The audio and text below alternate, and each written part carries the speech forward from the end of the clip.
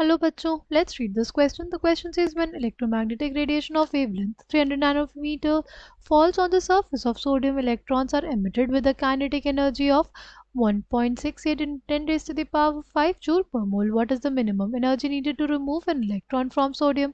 What is the maximum wavelength that will cause a photoelectron to be emitted? Right? The key concept for this question is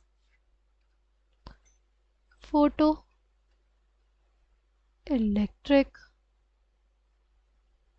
effect. अगर हम बात करते हैं photo electric effect की, होता क्या है उसमें? सी, हमारे पास कोई सरफेस है मेटल का, मेटल के सरफेस पे क्या रहेंगे? इलेक्ट्रॉन्स रहेंगे कुछ। एक इलेक्ट्रोमैग्नेटिक रेडिएशन डाला हमने with sufficient energy to knock off an electron, तो जो मिनिमम अमाउंट ऑफ एनर्जी लगती है to knock off an electron from its surface, उसको हम लोग बोलते हैं क्या? उसको बोलते हैं हम लोग वर्क फंक्शन। ठीक, अगर जो हमने इलेक्ट्रोमैग्नेटिक रेडिएशन डाला उसकी एनर्जी बहुत ज़्यादा है हमारे वर्क फंक्शन से, राइट, तो हमारे पास ये जो इलेक्ट्रॉन निकलेगा उसको क्या मिल जाएगी? जो बाकी बची हुई एनर्जी मिल रहेगी उससे मिल जाएगी इस इलेक्ट्रॉन को, निकले हुए इलेक्ट्रॉन को काइनेटिक एनर्जी। ठीक, तो हमारे पास हम लोग इसके लिए लिखते हैं कि जो हमारे पास एच म्यू होता है, जो हमारे पास रेडिएशन हमने डाला उसकी एनर्जी एच म्यू हो गई। ठीक, h mu will be equals to h mu naught. H mu naught हमारे पास वर्क फंक्शन हो गया, ये हमारे पास वो मिनिमम अमाउंट ऑफ एनर्जी है जो रिक्वायर्ड होगी to remove an electron from the surface of metal, right. Plus क्या हो जाता है? Kinetic energy. हमारे पास हमने रेडिएशन डाला, राइट, उसमें से कुछ पार्ट क्या होगा, कुछ पार्ट यूज होगा किसके लिए? To knock off an electron. फिर अगर हमारे पास ज़्यादा एनर्जी रही तो वो एनर्जी मिल जाएगी उस इलेक्ट्रॉन को in the form of kinetic energy. ठीक, ये हमारे पास वर्क फंक्शन बोलते हैं इसको। नाउ हमसे क्वेश्चन में बोला है कि हमने एक इलेक्ट्रोमैग्नेटिक रेडिएशन डाला है जिसका वेवलेंथ हमें दिया हुआ है, ठीक, और हमें काइनेटिक एनर्जी दी हुई है, तो हमें मिनिमम एनर्जी निकालनी है to remove an electron from sodium, यानी बेसिकली हमें वर्क फंक्शन निकालना है। तो work function will be equals to h mu minus the kinetic energy. ठीक, एच म्यू हमारे पास क्या आ जाएगा? See, h mu is basically equals to h c by lambda, है ना। एच की वैल्यू कितनी होती है? होती है 6.626 into 10 raise to the power minus 34 joule second, into क्या हो जाएगा 3 into 10 raise to the power 8 metre पर सेकेंड, बाय क्या हो जाएगा लैम्डा, लैम्डा क्या हो जाएगा 300 नैनोमीटर, राइट। अब हमारे पास क्या हो जाएगा? मीटर से मीटर कट जाएगा, पर सेकेंड से सेकेंड कट जाएगा। ठीक, ये हमारे पास हो जाएगा 100, बस आ जाएगा 6.626 into 10 raise to the power minus 34 plus 8 plus 9, 100 है हमारे पास डिनोमिनेटर में। 100 को हम लोग क्या लिख सकते हैं? 100 को लिख सकते हैं 10 रेज टू द पावर 2। क्या लिख सकते हैं? 10 रेज टू द पावर 2। ये भी हमारे पास आ जाएगा 6.626 into 10 raise to the power minus 34 plus 17 यानी माइनस 17, माइनस 2 हो जाएगा हमारे पास, यानी 6.626 into 10 raise to the power minus 19 joules. हमें जूल पर मोल के लिए निकालना है, ये हमारे पास जूल्स में आया। अगर हमें पर मोल के लिए निकालना है यानी एक मोल के लिए देखना होगा तो क्या करेंगे? अवोगाड्रोस नंबर से मल्टीप्लाई। ठीक, तो हमारे पास अगर हमें लिखना हो एनर्जी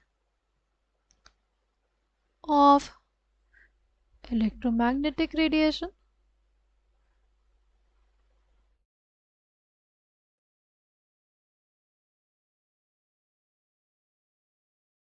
राइट, वो क्या हो जाएगा? पर मोल will be 6.626 into 10 raised to the power minus 19 joule into 6.022 into 10 raised to the power 23. ठीक, जब इसको हम लोग सॉल्व करेंगे ना तो कितना आएगा? ये हमारे पास आ जाएगा 39.90 into 10 raise to the power 4 joule पर मोल। ठीक, और इसको हम लोग लिख सकते हैं क्या? इसको लिख सकते हैं 3.990 into 10 raise to the power 5 joule पर मोल। ठीक, नाउ ये हमारे पास एच म्यू यानी रेडिएशन की एनर्जी आ गई। काइनेटिक एनर्जी हमें दी हुई है, सब्ट्रैक्ट कर देंगे। अब हमारे पास वर्क फंक्शन क्या आ जाएगा? Work function will be equals to 3.990 into 10 raised to the power 5 joule per mole minus 1.68 into 10 raised to the power 5 joule पर मोल।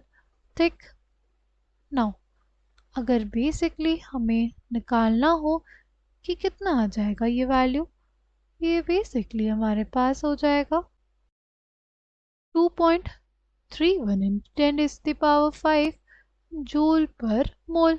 ठीक है, ये हमारे पास क्या हो गया? वर्क फंक्शन आ गया। अब हमें निकालनी है मैक्सिमम वेवलेंथ, राइट?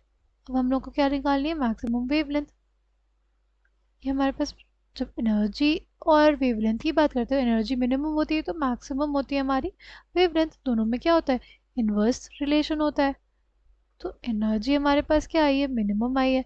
तो यहाँ से अगर लैम्डा जो निकलेगा वो मैक्सिमम वेवलेंथ ही निकलेगी। तो maximum wavelength will be equals to 6.626 into 10 raised to the power minus 34 joule second into 3 into 10 raised to the power 8 meter per second by हमारे पास E आ जाएगा 2.31 into 10 raised to the power 5। ठीक, ये joule पर मोल में है, right? Joule से joule cut गया, second से पर सेकेंड कट गया। ठीक, ये हमारे पास पर मोल है। पर मोल को अगर बेसिकली हम लोग को कन्वर्ट करना होगा तो हमारे न्यूमरेटर में हम लोग मल्टीप्लाई कर देंगे किससे? 6.022 into 10 raise to the power 23 mole inverse से। ठीक, तो अब हमारे पास क्या हो जाएगा? मोल इनवर्स से मोल इनवर्स कट जाएगा। ठीक, ये हो जाएगा 6.626 इंटू 3 बाय 2.31 इंटू यहाँ पे 6.022 इंटू क्या हो जाएगा? 10 raise to the power minus 34 plus 8 plus 23 minus 5। ठीक, इसको सॉल्व करेंगे तो कितना आ जाएगा हमारे पास? ना अगर इसको सॉल्व करेंगे ना तो हमारे पास बेसिकली आ जाता है 51.8204 into 10 raise to the power minus 8 metres. अब बेसिकली इसको हम लोग क्या करें? इसको 10 से मल्टीप्लाई और डिवाइड कर देते हैं। ठीक, हमारे पास क्या हो जाएगा? हमारे पास बेसिकली आ जाएगा 518.204 into 10 raised to the power minus 9 nanometer। जगह 518.204 nanometers, राइट? इसको हम लोग लिखेंगे approximately 580 nanometers will be the maximum wavelength. I hope you understood it well. Thank you and all the best.